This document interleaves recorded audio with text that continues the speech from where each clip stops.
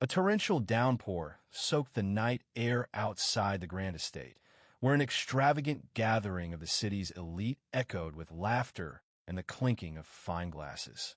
The lavish atmosphere inside felt suffocating, thick with arrogance and veiled judgments. Suddenly, the double doors were thrown open. A woman, drenched in a white gown, stepped through. She was shaking but held her ground. Murmurs spread quickly through the crowd. "Who is she? What's she doing here?" One guest whispered. "She doesn't belong." Emily, the event coordinator, was quick to cut through the sea of well-dressed people, her eyes filled with contempt. "This is a private event," she snapped. "If you've come to work, the staff entrance is that way." Before the woman could respond, two hefty security guards grabbed her by the arms. "You're causing a scene," one of them growled. "Let go of me," she said, her voice trembling but fierce. They didn't know who she was. The woman they were tossing out was, in fact, the estate's rightful owner. Just how far would they go to conceal the truth? As Andrea's high heels scraped across the polished marble floor, the guards dragged her outside, her soaked dress clinging to her as the storm lashed against her. The guests' laughter fell into an uncomfortable silence. Claudia smirked from her position near the bar, looking pleased with the spectacle. Thunder cracked in the distance. Andrea's chest ached, not from the chill, but from the sting of public disgrace. As the door slammed shut behind her, it was like a slap to the face. She stumbled on the slick steps, crashing to her knees, the rain pouring over her, blurring her vision. She paused there for a moment, eyes shut, trying to collect herself. The guards muttered, "Some people just don't know their place," before walking back inside, leaving her alone in the rain. Back in the mansion, the celebration resumed, the guests' laughter now tinged with an even darker edge.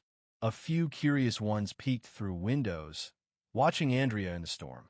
With a steadying breath, Andrea pushed herself up from the wet steps. She wasn't broken.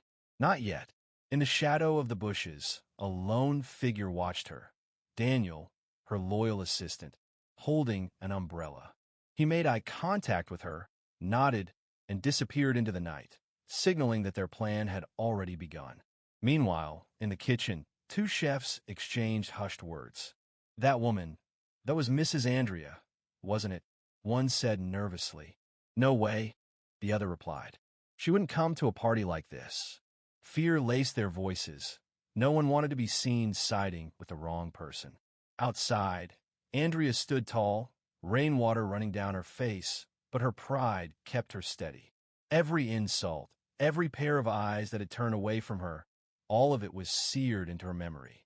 Inside the mansion, Claudia raised her glass with a grin. "Let this be a lesson," she announced. "We can't let anyone slip through the cracks like that again." The crowd chuckled, the pain Andrea felt invisible to them.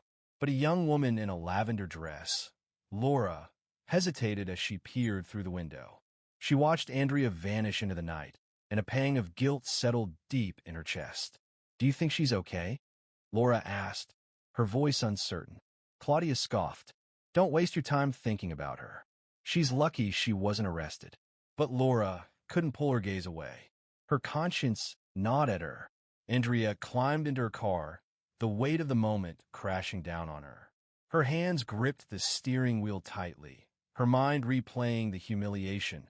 Claudia's sneer, the guard's forceful hands, the laughter that still echoed in her ears.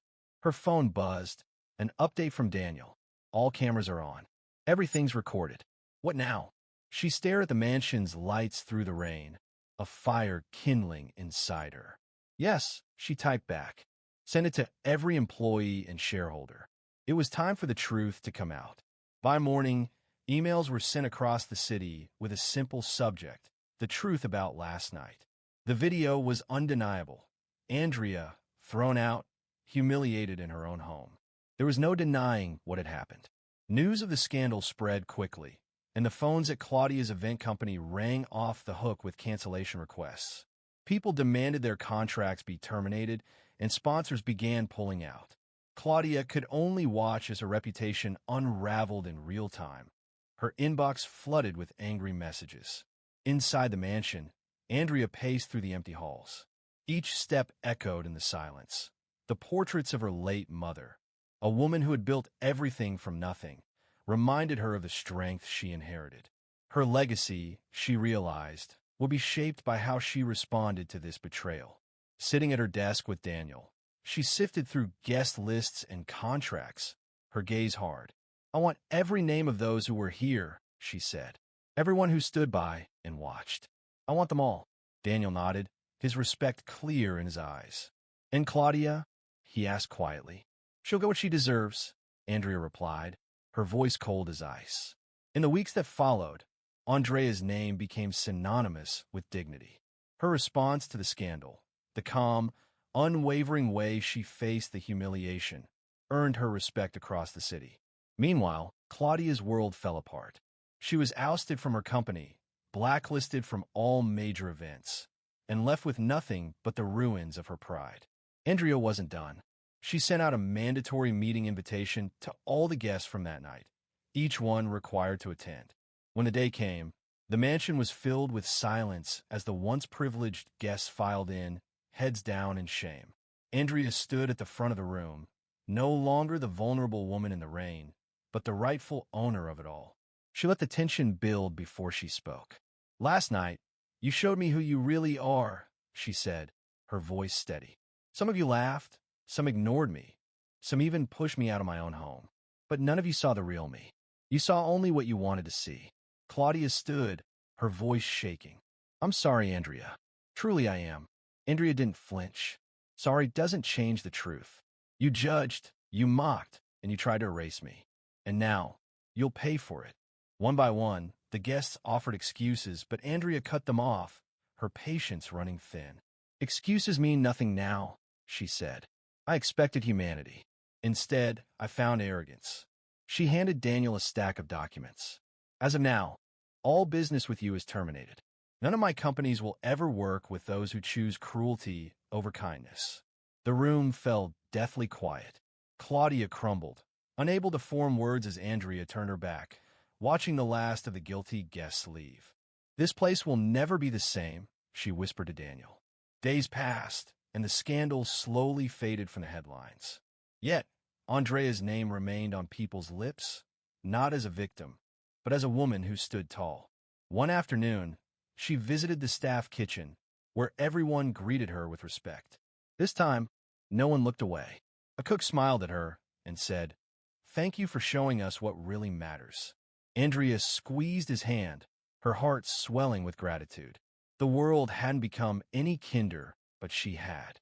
And that strength, she realized, was all she needed.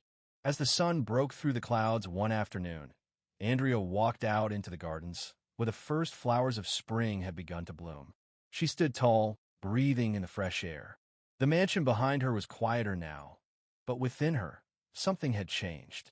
She was ready for whatever came next.